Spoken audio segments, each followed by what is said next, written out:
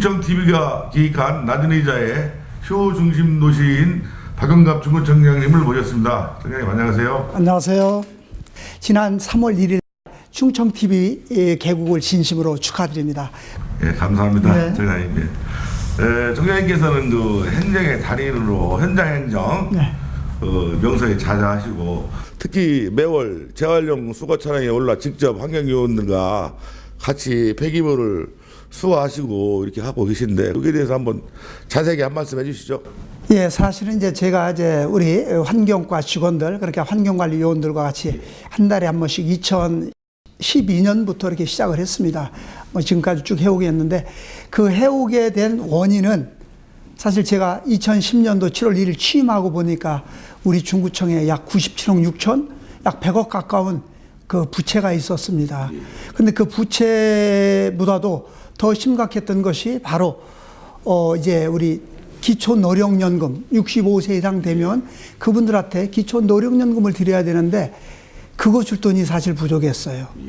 그리고 또 우리 환경요원들 그 봉급을 줘야 되는데 그 봉급 줄 돈이 또 몇 개월치가 좀 부족했고 또 하나는 더욱더 이제 우리 유치원 교사들의 그 봉급을 주는데 법적으로 구청에서 보조를 하게끔 돼 있어요. 그런데 그런 돈이 좀 없었습니다. 그래서 참 돈은 없고 살림을 시작을 해야 되고 좀 막막했습니다. 막막했는데 그래서 우리 전 직원들 조회 때 제가 이 문제를 고민하다 간부들하고 협의를 했어요. 그래서 공개를 하게 됐습니다. 공개를 해서 우리 허리띠 졸라맵시다 해서 우리 그 직원들 시간의 수당을 사실 봉급성입니다. 이런 시간의 수당을 좀 삭감을 하고 또 구청장기 행사 각종 문화예술 행사를 다 취소를 하고 그 돈을 모아서 이제 그 기초생활수급 대상자들 그 지급을 하고 또 환경관리원들 봉급 주는데 그 돈으로 전략해서 이렇게 봉급을 주고 했습니다. 또 하나 이제 그렇다 보니까 우리 중구에서 거품을 좀 빼야 되겠더라고요. 왜냐하면 세수는 한정이 돼 있는데 이제 살림은 해 나가야 되겠고 그래서 우리가 직접 줄일 수 있는 방안이 뭐냐 이렇게 생각하다가 이제는 우리 생활 쓰레기 처리 비용이 연간 100억이 넘게 이렇게 나가요. 그래서 저희들이 할 수 있는 것이 바로 이제 재활용이나 대형 폐기물을 우리가 직접 직영을 하자 해서 시작을 해서 이제 하게 됐는데 아마 이 연간 수억씩 절감을 합니다. 처음에는 그것이 조금은 우리 환경과 직원들이 좀 힘들어 했습니다. 그래서 제가 직접 그럼 나도 하겠다 해서 우리 환경과 직원들하고 함께 새벽 3시에 일어나서 4시에 같이 쓰레기차에 올라서 같이 청소를 하고 또 이러다 보니까 또 현장 행정으로서에도 구청장이 진짜 그 당연히 해야 될 일이고 그래서 내가 먼저 솔선해서 함으로써 우리 직원들이 함께 그런 그 우리 중구의 행정을 펼쳐나가고 또 간부님들도 현장 행정을 같이 뛰고 있습니다.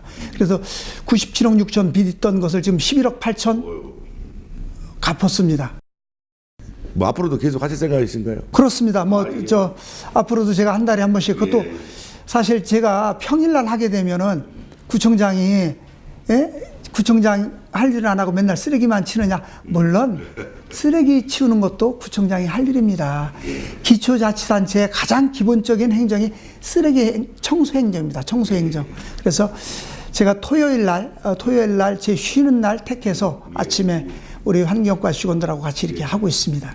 앞으로도 계속 할 겁니다. 예. 그리고 중구 하면은 공약이행 평가 공약 최우수 기관으로 선정됐는데 그 선정되기까지 과정을 한번 말씀해 주시죠. 사실 이 공약 이행 평가 이게 한국 매니페스토 실천본부에서 이제는 구청장이 됐든 시장이 됐든 국회의원이 됐든 또는 시의원, 구의원이 됐든 이 선출직 공무원들한테 이제 내가 구청장이 되면 국민들을 위해서 뭘 하겠습니다 이렇게 약속을 하지 않습니까? 이러한 약속을 1년에 한 번씩 평가하는 기관이 한국 매니페스토 실천본부라고 있습니다.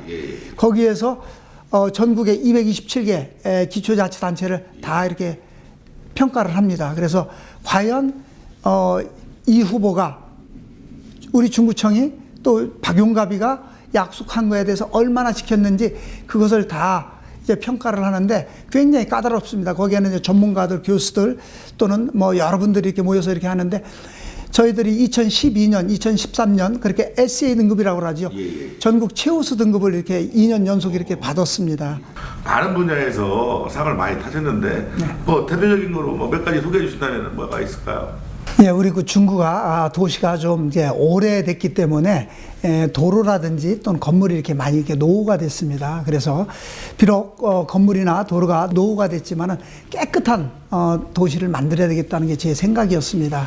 그래서 제가 사실 뭐 청소 행정도 이렇게 해서 현장도 같이 뛰고 이렇게 하지만은 그런 부분에서 또 음식물 쓰레기 이렇게 줄이기 운동 또는 이런 부분에서 저희들이 하다 보니까 대한민국 전국 환경문화대상을 이렇게 받게 됐습니다. 그것이 이제 전남 고흥군하고 대전 중구하고 두 군데서 이렇게 받게 됐는데 이런 것들이 굉장히 좀 보람 있다고 이렇게 생각이 되고요. 그거보다도 더 이제 또 보람 있는 것은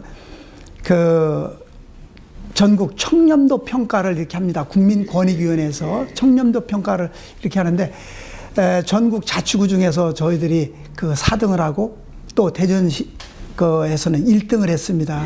이런 것들은 바로 이제 우리 천여 명 되는 우리 공직자들과 구민들이 함께 소통을 잘했다는 그리고 깨끗한 행정을 펼쳤다는 그런 의미라고 저는 생각합니다. 그래서 앞으로 더욱더 투명한 행정을 하라 하는 그런 뜻으로 이렇게 받아드립니다. 예. 뭐 열심히 하신 현장 행정에 뭐 다 보답이라고 보시고 열심히 앞으로 하시면 예. 좋겠습니다. 그래서 제가 지난 임기 동안에 약 한 84개 부분에서 이렇게 상을 받았어요. 받았는데 이제 한 인센티브 한 22억 정도 이렇게 받았죠. 그래서 저희 사실 없는 살림에 큰 도움이 됐습니다. 그래서 직원들이 열심히 해주니까 상도 받고 돈도 받고 또 이런 것들이 구민들한테 혜택이 돌아가고 이런 효과도 거두었습니다. 그리고 또 얼마 전에 펴내신 책을 자서전 제가 참 감명 깊게 읽었습니다만은 하나의 인간 승리 드라마더라고요. 그래서 참 거기에 대해서 또 한 말씀 안 여쭐 수가 없건데요. 좀 길으시더라도 좀 간단하게 한번 요약해서 유년 시절 고생하셨던 그런 부분이라든지 또 어려웠던 점과 지금 그래도 어느 정도 기뻤던 일, 성공해서 어느 정도 성공해서 기쁘고 그랬던 순간순간 감회가 깊으실 텐데 간단하게 요약해서 몇 말씀 해주시죠. 예, 사실 뭐 좀 부끄럽습니다. 부끄럽지만 그래도 좀 당당하게 이렇게 합니다. 저는 사실 논산 노송에서 이제 구남매로 이렇게 중에서 5째입니다. 그래서 저희 아버님 사업 실패를 해서 서울로 초등학교 3학년 때 이사를 갔어요. 이사를 갔는데 다 그때 사실 그 시절은 다 가난했지요. 어렵고. 그래서 제가 이제 초등학교 3학년 때부터 이제 아이스케이크 장사 하면서 돈을 벌어야 했습니다. 그래서 3학년 끝나면 아이스케이크 집에 책보 맡겨놓고 깨끼통 들고 저 서울의 청량리 또 홍릉 제기동 종암동 다니면서 이렇게 아이스케이크 팔고 또 이제 중학교를 사실 가고 싶었는데 초등학교 6학년 때 아버님이 돌아가셨어요. 그래서 전 중학교를 못 가고 제가 중학교를 못 갔지만 동생들만은 좀 가르쳐야 되겠다는 그런 마음으로 그때부터 이제 자동차 정비 공장이니 또 세공일이니 또 스텐 공장이니 여러 공장을 다니면서 동생들 이제 공부 가르치는 데 전념을 했고요. 그러다 이제 17살 정도에 이제 대전으로 또 가족이 다 이사를 왔습니다. 그때 마침 염동균 선수께서 세계 챔피언이 됐어요. 그렇죠. 그래서 저도 복싱에서 나도 세계 챔피언이 돼서 진짜 우리 가난을 좀 면해보자 해서 한밭체육관 은행동에 있죠. 한밭체육관에 다니면서 이제 세계 챔피언의 꿈을 키웠는데 그것도 이제 체육고등학교라든지 엘리트 선수들이 이제 전문적인 코치들 밑에서 이렇게 배운 선수들하고 항상 게임을 해도 제가 사실은 좀 어려웠습니다. 그래서 그것도 수년간 하다가니 접고 이제 택시 운전을 했습니다. 택시 운전을 해서 택시 운전을 하는 그 기사분들의 고통도 제가 알게 됐고요. 또 한 번은 이제 제가 중학교, 고등학교 검정고시를 봤는데 그것은 제가 이력서를 가지고 공업단지에 취업을 하러 갔습니다. 근데 사실 중학교를 안 나왔는데 어떻게 보면 제가 다니고 싶었던 중학교를 나온 걸로 해서 갔어요. 갔는데 중졸 이상이기 때문에 학력 증명서를 띨 수가 없어서 다시 이력서를 갖고 뒤돌아오는데 그때의 비애감은 참 이루 말할 수가 없었습니다. 그래서 이제 중학교 다니는 동생들이 오면은 저녁에 영어 수학 동생들한테 공부 배우고 해서 중학교 검정고시 보고 또 중학교 검정고시 보고 나니까 또 욕심이 생기더라고요. 그래서 고등학교 검정고시 도전해서 검정고시 보고 어떻게 초등학교 교사인 아내를 이렇게 만났어요. 만나가지고 초등학교 교사 아내한테 또 배우고 대학원 다녀서 석사까지 이렇게 했는데 제가 택시 운전할 때 느꼈던 것 중에 하나가 제가 용두동의 무궁화 백화점 앞에서 휠체어 타고 이제 그 장애인 한 분이 나와서 손을 드는데 제가 다른 데를 이렇게 쳐다보고 그냥 모른 채 하고 좀 지나갔어요. 지나가다가 다시 실내 백미러를 보니까 저를 쳐다보고 있어요. 그래서 다시 후진해서 내려서 그분을 뒷시대에다 모시고 휠체어 접어서 트렁크에다 넣고 도마동까지 이렇게 모셔다 드린 적이 있습니다. 그래서 제가 그런 것들이 이제 제가 광역시의원이 되고 나서 야, 장애인들을 위해서 진짜 뭔가를 해야 되겠는데 저도 이제 초등학교도 제대로 못 나왔던 녀석이 이제 시의원까지 하니까 저도 성공했다고 생각을 했습니다. 그러면 저보다도 더 진짜 어려운 분들을 위해서 뭔가를 해야 되겠다 해서 이제 장애인 콜택시 조례를 만들게 돼서 처음에는 5대 가지고 이렇게 시작을 했습니다. 시작을 했고 지금은 이제 39대가 됐지요. 리프트 휠체어를 실는 차가 택시까지 해서 95대가 됐는데 94대가 됐는데 그런 것들이 가장 보람이 있다고 저는 생각합니다. 또 보람을 느끼는 것은 우리 환경관리 요원들 뒤에 따라다니는 그 요원들은 일용직이었습니다. 예, 일용직들로 다 대학교 나오고 진짜 하는데 직업이 없으니까 그런 그 일용직 근로자인데도 그 젊은 친구들이 많이 이렇게 와요. 많이 오는데 그 친구들은 2년밖에는 고용을 못 합니다, 법적으로. 예, 그렇죠? 그래서 그 친구들한테 늘 희망을 주면서 제가 같이 하면서 나는 초등학교 3학년 때부터 이렇게 돈 벌고 나는 여러분들보다 더 고생했어. 여러분들 희망을 가져. 용기를 주고 이렇게 했는데 올 6월 달이면 대부분 많이 그만둬야 돼요. 그런데 이제 한 친구는 그 자녀가 막 4명씩이나 있어요. 그러니까 굉장히 어려움을 겪고 있는데 직장을 조금만 더 다녔으면 좋겠다고 얘기를 하는데 그런 친구들이 참 안타깝습니다. 그래서 1월 1일 날 그런 친구들 15분을 정규직으로 이렇게 전환시켜 준 게 가장 보람이 있습니다. 지금 대전도 원도심에서 서구나 둔산 쪽으로 저쪽 유성 쪽으로 개발이 돼서 그쪽으로 바람이 불었지만 다시 또 원도심으로 귀향하는 역현상이 지금 발생하고 있는 것 같습니다. 그래서 여기에 대해서 좀 새바람이 불고 있는데 여기에 대해서 간단하게 한번 말씀해 주시죠. 예, 제가 이렇게 취임하고 바로 저녁에 이 그 선화동, 은행동, 대흥동 이쪽 쪽으로 이렇게 한번 나가봤습니다. 아주 껌껌하니 건물들이 다 불이 꺼져 있고 참 암담했습니다.